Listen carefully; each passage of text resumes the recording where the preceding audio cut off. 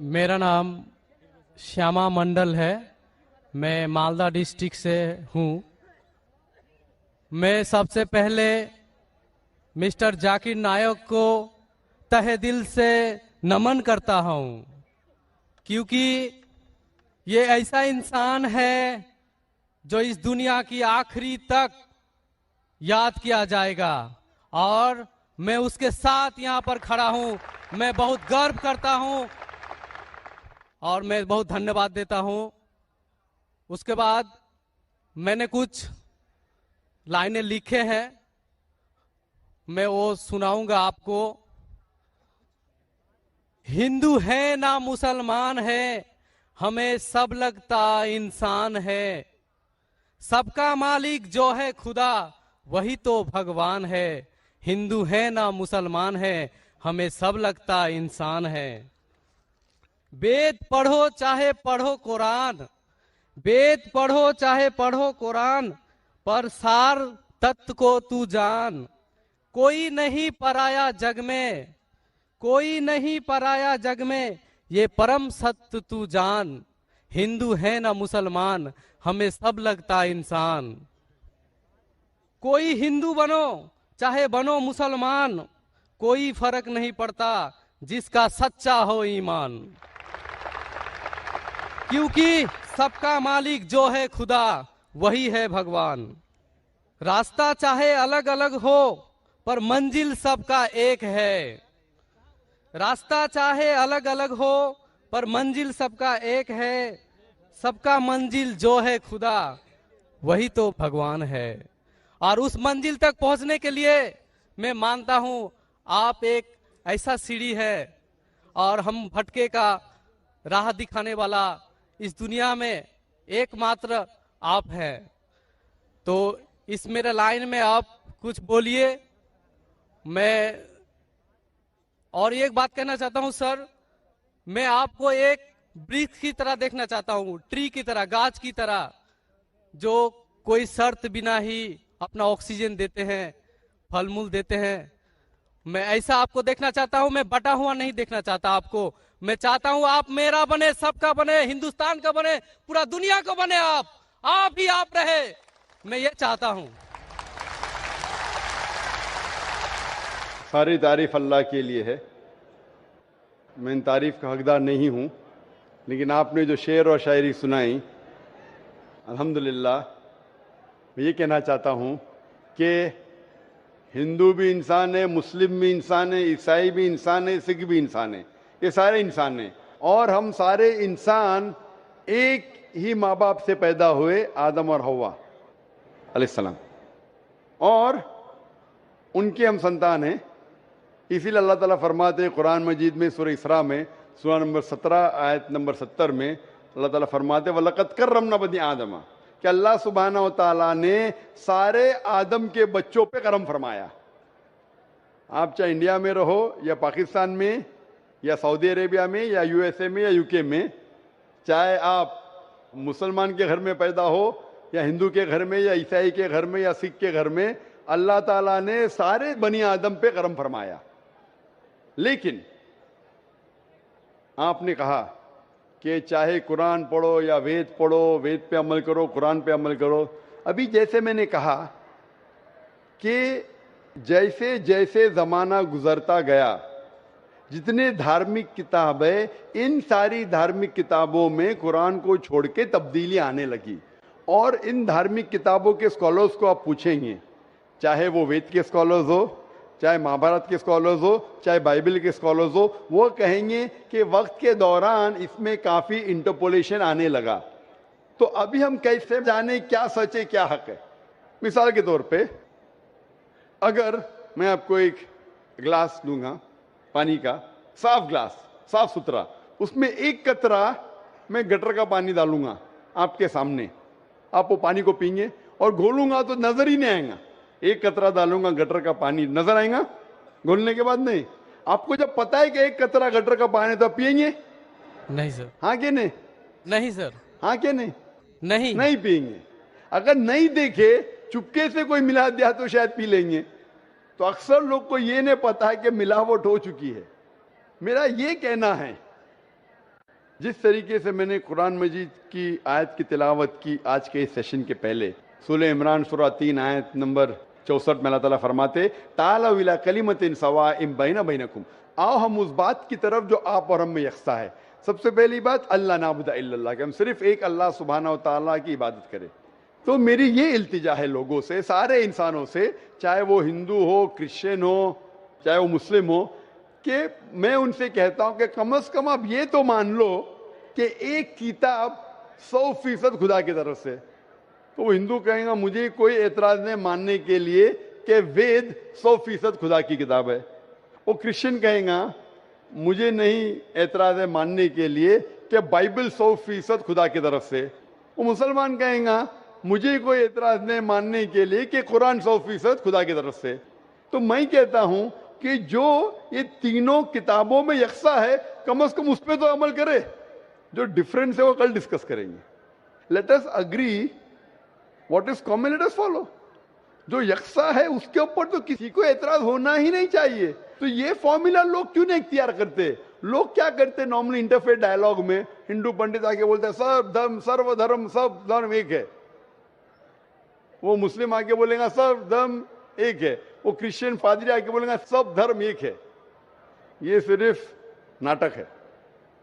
اگر سارے دھرم ایک ہے تو میں ہندو سے کہوں گا اگر سب دھرم ایک ہے تو مسلمان بن جاؤ۔ پنڈت بولیں گا نہیں۔ وہ کرسچن سے کہوں گا سب دھرم ایک ہے تو فادر کو بولوں گا اب ہندو کیوں نہیں بن جاتے؟ میں یہ نہیں کہتا ہوں سب دھرم ایک ہے، سب دھرم میں اچھائی ہے، جو یکساں ہے اس کے اوپر عمل کرو، جو یکساں نہیں ہے اس کو ڈسکس بعد میں کریں گے۔ کم از کم جو یکساں ہے اس کے اوپر تو عمل کرے، اس میں کسی کو اعتراض نہیں ہونا چاہیے۔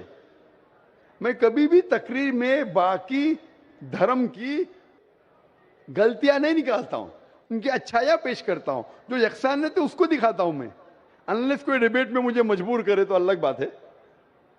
لیکن اکثر میں دھرم کی اچھائیاں بیان کرتا ہوں اور جو یکسانیت ہے اس کے اوپر عمل کرنے کے لیے کہتا ہوں۔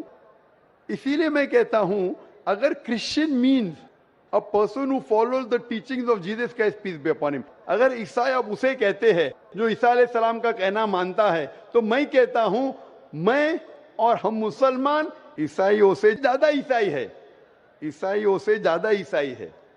کیونکہ اگر آپ بائبل پڑھیں گے عیسیٰ علیہ السلام کیا فرماتے ہیں، ہم مسلمان اس کے اوپر زیادہ عمل کرتے ہیں۔ بائبل میں لکھا ہے کہ عیسیٰ علیہ السلام فرماتے ہیں کہ ایک بھی چیز اگر آپ اولڈ ٹیسٹمنٹ کی نہیں مانیں گے تو آپ جنت میں نہیں جائیں گے۔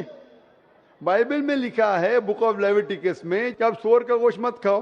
بک of Deuteronomy chapter number 14 verse number 8 میں، book of Isaiah chapter number 65 verse number 2 سے 5 میں لکھا سور کا گوشت مت کھاؤ۔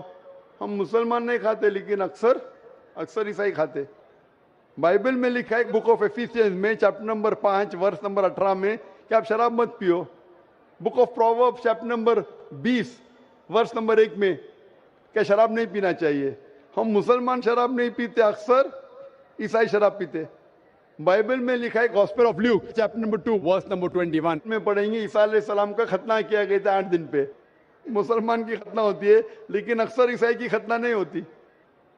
تو اگر آپ دیکھیں گے کہ عیسائی کا مطلب وہ کہ جو عیسیٰ علیہ السلام کا کہنا مانتا ہے، تو آپ بائبل پڑھیں گے تو آپ جانیں گے مسلمان عیسائی سے زیادہ عیسائی ہے۔ اسی طریقے سے آپ ہندو کی کتاب اگر پڑھیں گے، ہندو مانی کیا کہ ہندو ایکچولی جیوگرافیکل ڈیفینیشن ہے بھائی صاحب۔ ہندو مینس، یہ سب سے پہلے ہندو کس نے لفظ دیا تھا؟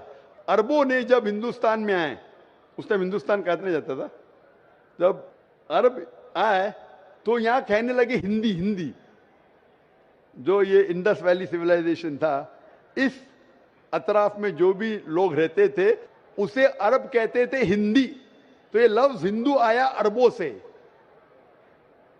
اسی لیے میں آج بھی جب جاتا ہوں سعودی عربیہ، لوگ کہتے ہیں ہندی میں، تو جیوگرافیکلی میں ہندو ہوں، جو ہندوستان میں رہتا ہے وہ ہندو ہے۔ اور پنڈت جواہر لال نہرو کہتے ہیں کہ یہ لفظ ہندو کوئی بھی ہندو شاستر میں آپ کو نہیں ملے گا جب تک مسلمان ہندوستان میں نہیں آئے۔ عرب ہندوستان آنے کے بعد یہ لفظ ہندو ان کے شاستر میں آیا۔ اس کا مطلب یہ لفظ ہندو دیا مسلمانوں نے۔ تو ہندو از اے جیوگرافیکل ڈیفینیشن۔ تو اس ڈیفینیشن سے میں ہندوستان میں رہتا ہوں اور مجھے گرو ہے کہ میں ہندوستانی ہوں, تو اس ڈیفینیشن سے میں ہندو ہوں. اور اگر آپ بولتے دھارمک وید پڑھیں گے تو وید کو پڑھ چکا ہوں میں, بھگوت گیتا پڑھ چکا ہوں, مہابھارت پڑھ چکا ہوں, جو یکساں ہے اس کے اوپر عمل کرتا ہوں. جو اہم ہے, جو برہما سوتر ہندوازم کا ایکم براہم دیوتیا ناستے نینا ناستے کنچن, بھگوان ایک ہی ہے, دوسرا نہیں ہے, نہیں ہے, نہیں ہے, ذرا بھی نہیں ہے. تو یہ کہنا منزل ایک ہے اور راستے الگ ہے, منزل ایک ہے لیکن راستے الگ ہے, یہ کہہ رہے ہیں.